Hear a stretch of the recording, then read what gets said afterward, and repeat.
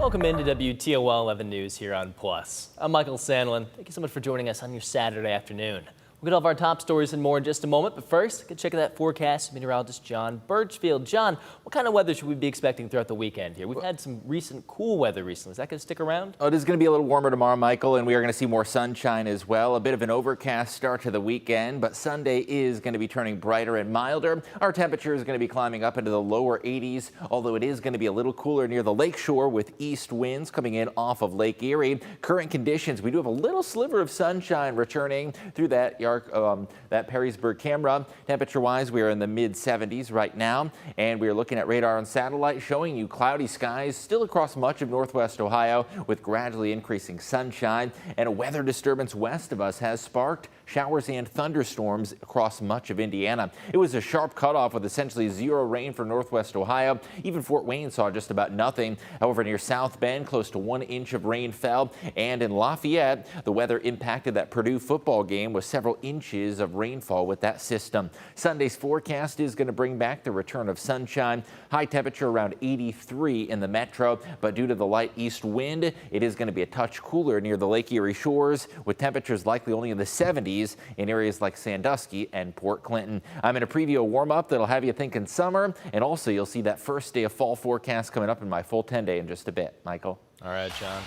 The followers of Charlie Kirk continue to mourn his loss as authorities continue to put together more information about Kirk's alleged assassin. This comes as Kirk's widow, Erica Kirk, vows for his movement to carry on. CBS News has more. 3 days after the shooting death of political activist Charlie Kirk, his followers continue to mourn his passing. Good evening. My name is Erica Kirk.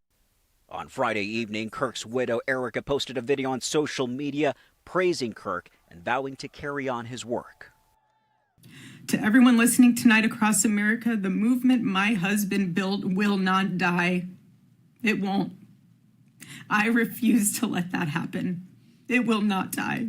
Also on Friday, mourners gathered around the nation to pay tribute to Kirk in vigils in New York City and Utah.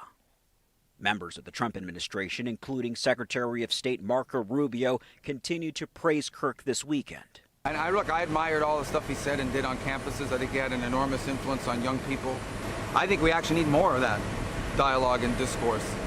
While followers continue to mourn Kirk, authorities continue to investigate Kirk's alleged assassin, Tyler Robinson, a 22-year-old man from Utah. I want to thank the family members of Tyler Robinson who did the right thing. Robinson's father recognized his son and urged him to turn himself in.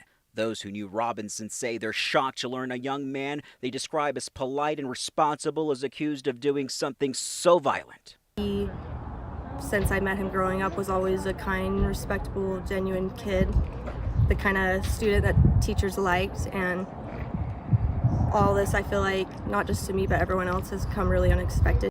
President Trump said he intends to attend Kirk's funeral. Andres Gutierrez, CBS News, St. George, Utah. There's been a lot of talk online about the death of Charlie Kirk. In particular, there's been a close-up video of Kirk being shot, and it is extremely disturbing. Which means if you've seen it online, kids and teens have likely seen it too. We've heard from a clinical counselor on what she had to say about it and what parents can do.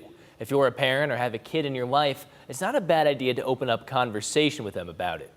Be neutral and open-minded about what your child is saying as well, and pay attention not just what they're saying, but how they're acting. Things to look out for. If we're talking little smaller children, their behaviors will generally tell you if something's up. So are they sleeping okay? Are they not eating anymore? Are they complaining of stomach aches, clinginess, just wanting to be so near you?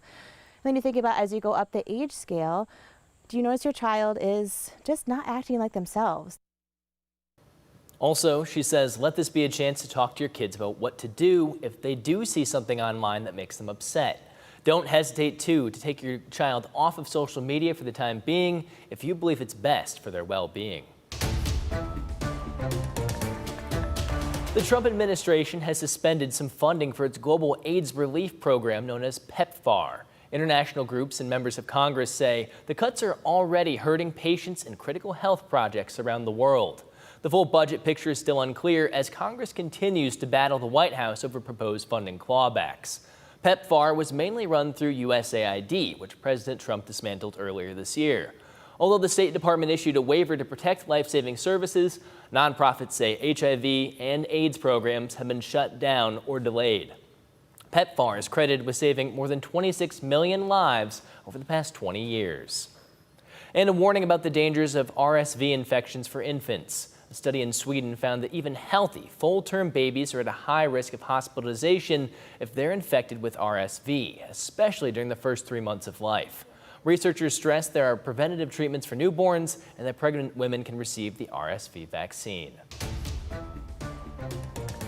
ProMedica is making a big move. The hospital system says its inpatient obstetrics program at Flower Hospital will move to Toledo Hospital by the end of the year. Outpatient OB services will stay at Flower. ProMedica says the change is designed to create an enhanced OB program at Toledo Hospital.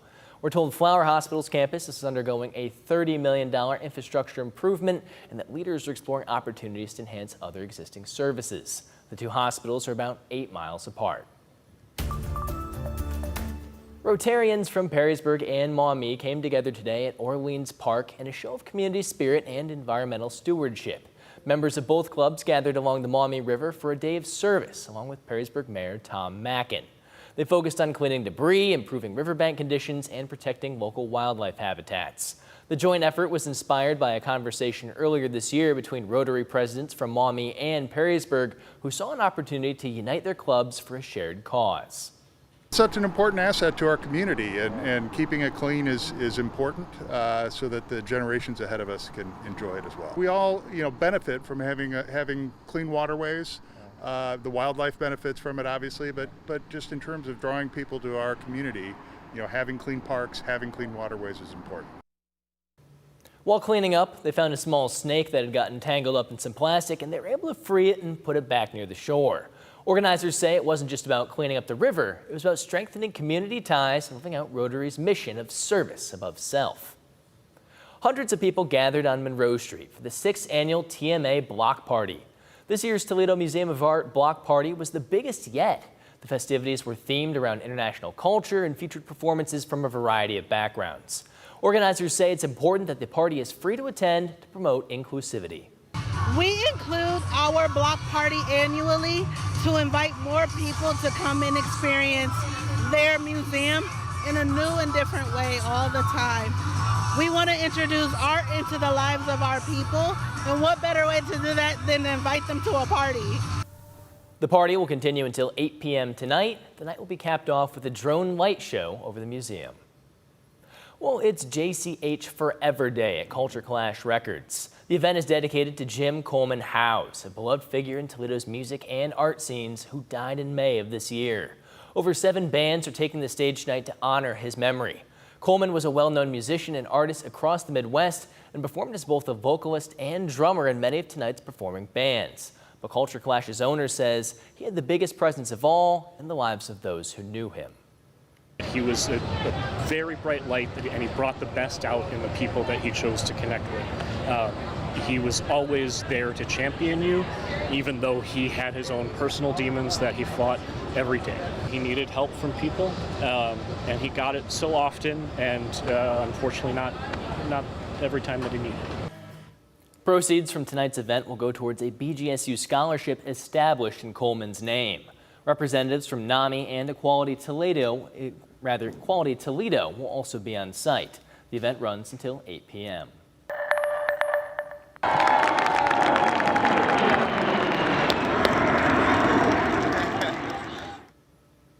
Well, those powerful roars you just heard came from the 180th Fighter Wing, soaring over Northwest Ohio last night. 4 jets flew above 7 high school football games, not just to kick them off, but to honor military families and students at Purple Star schools. One of the 4 pilots in the flyover was Captain TJ Posit-Kopik, a 2009 graduate of Maumee High School. For many in the crowd who remembered him from his school days, it was a moment of pride and celebration. WTOL's Silver Barker has more.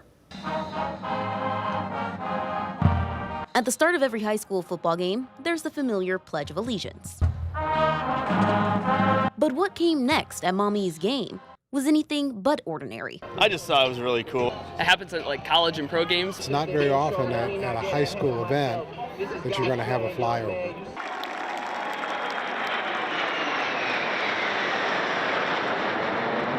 A rare and thrilling way to kick off Friday night football, sparking excitement in the stands. I'm looking forward to the flyover. I think that's going to be really cool. Yeah. For athletic director Cam Kuchar, the moment hit even closer to home. I have 2 brothers in the military, and I think it's just really special.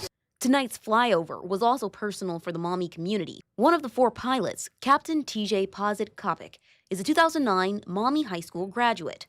In middle school, he was even a student in Kuchar's classroom. I had him in English class, and I think it was the 8th grade at the time. So a good kid, worked hard. Kopik and 3 other pilots from the 180th Fighter Wing soared over 7 schools across Northwest Ohio.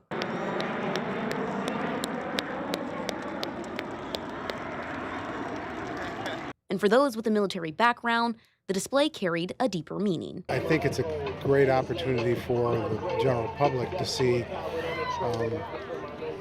something this close and how much they're part of our community. Military members also joined in the game's coin toss, including Jamie Burson, a first class at the 180th. I don't know anything about football. I'm just happy to be here, right? Hoping for a win. That was our Silver Barker reporting. Many of the military members we spoke with also worked at the school, including one of the athletic trainers. Maumee is a Purple Star school, meaning it shows a major commitment to students and families connected to our nation's military. Want to see more breakdowns of viral trends and 60-second stories? Check out our WTOL 11 social media pages on YouTube, TikTok, and Facebook. But first, let's go ahead and get a check of our full forecast with meteorologist John Birchfield. Hey, John.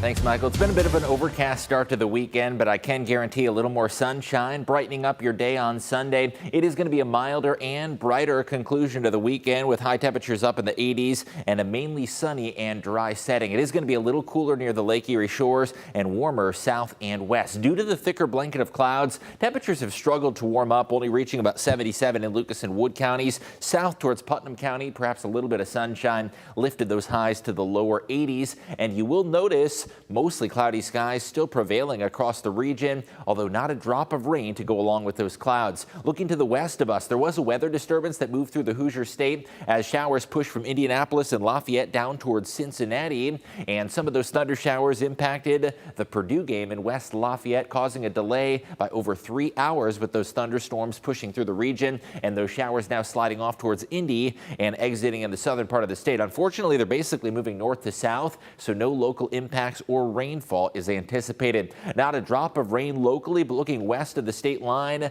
folks in western Indiana received several inches of rain with reports up to and around 3 inches. We could really use the rain. The latest drought monitor shows expanding moderate drought conditions, and there is a decent chance that drought grows and worsens in the next week without a drop of rain in sight. Moderate drought is in effect from Lucas County down towards Hancock, over towards Williams and Defiance counties, and down into Van Wert County as well. And we have new drought monitor information each and every Thursday, so stay tuned to the WTOL 11 weather team for updates on the drought monitor. Rest of the evening, dry and mostly cloudy with showers staying west of the state line. The clouds are gradually going to thin out overnight, and I do expect gradually increasing sunshine for your Sunday. It is going to be a brighter and milder day, although there is going to be an east breeze, and that wind off the lake contributes to a cooler setting near the lake shore. Waking up, we're going to be in the 50s, but look at those afternoon temperatures. 74 in Port Clinton. Could be a cooler day in Sandusky. The metro is going to make it to the 80s, and looking west of town, Defiance, Putnam, Henry counties